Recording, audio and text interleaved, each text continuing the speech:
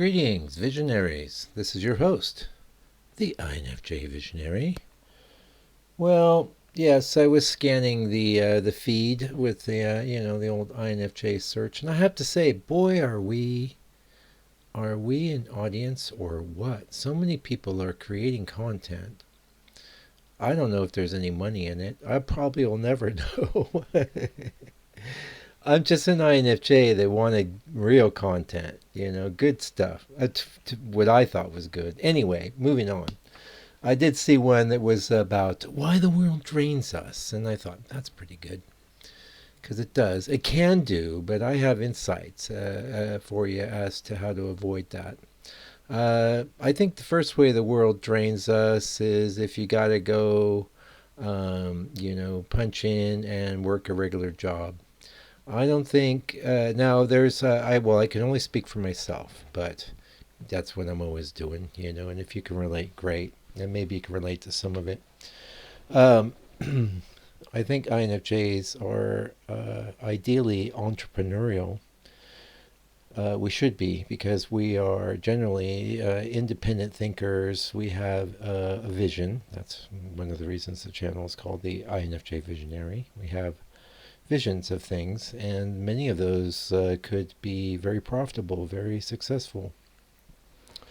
Another thing to consider with the entrepreneurial thing is that I was in the business world. I did hire and unfortunately have to fire people and do all that, manage people and manage a business and so on and so forth. And I can say that for a business to have somebody employed, like if you were ever like a solo business and you were just getting so overwhelmed you had to hire someone, I'm willing to bet you missed that money that went away quite a lot because it's a big expense. But that said, when a business is going to have hire somebody, they expect to maximize their investment in that person and make a heck of a lot more off of that person than that person's going to make.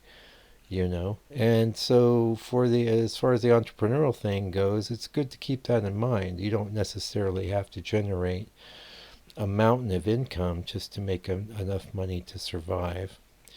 But what's the downside? Well, the downside is there could be a heck of a lot of burnout in all of the things that, like whatever business you might start, I'm sure it's got some interest to you, you know. Probably the work itself isn't that exhausting, but you have to market your business, you have to connect with people, you have to deal with vendors and suppliers. All of those things could be a bit exhausting, but also they need to be done right. And especially the marketing. This has been one of my big undoings as an entrepreneur. And I just, basically just skate along because I hate doing it. And topic for another day. But all of this also gets into how to avoid burnout. Well, if marketing exhausts you, then don't do it. If having where I started, if you're having a 9 to 5 job with a boss, where you got to get up every morning and do a bunch of stuff you don't want to do is exhausting you, then being an entrepreneur might be better, even though aspects of that will be exhausting, right? Other ways I think the world exhausts us. Clearly, there's a lack. Most people don't have as great an interest in things like meaning or philosophy or um, just common sense as we do, and that can be frustrating, and that can lead to burnout. Obviously, if you're in a relationship with somebody who's not that compatible with you, that's extremely draining. And I don't recommend that. On the other hand, if we are in a codependent relationship, it's usually a reflection of an interior state. So don't be so sure you can just escape that particular situation and move into another relationship, because until you resolve the fundamental issues that are attracting that sort of person into your life, it'll just keep repeating. I've seen that so many times, and that's one of the advantages of being an older dragon.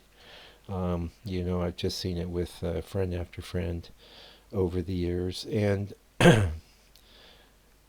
So what do you do there? I mean, well, you do your best to work on yourself. You do like if you've been hurt or wounded somewhere in your past, especially in those early years, those childhood years. A lot of times we don't reconcile those hurts, and so they keep being acted out in our life over and over. And they even reference, psychologists even reference something like a inner child. And I think there's some validity to this, although I certainly wouldn't give it a full-on outright identity. Although personally, I'm quite sane, and quite well grounded. And I know not everyone is an INFJ is necessarily a grounded being.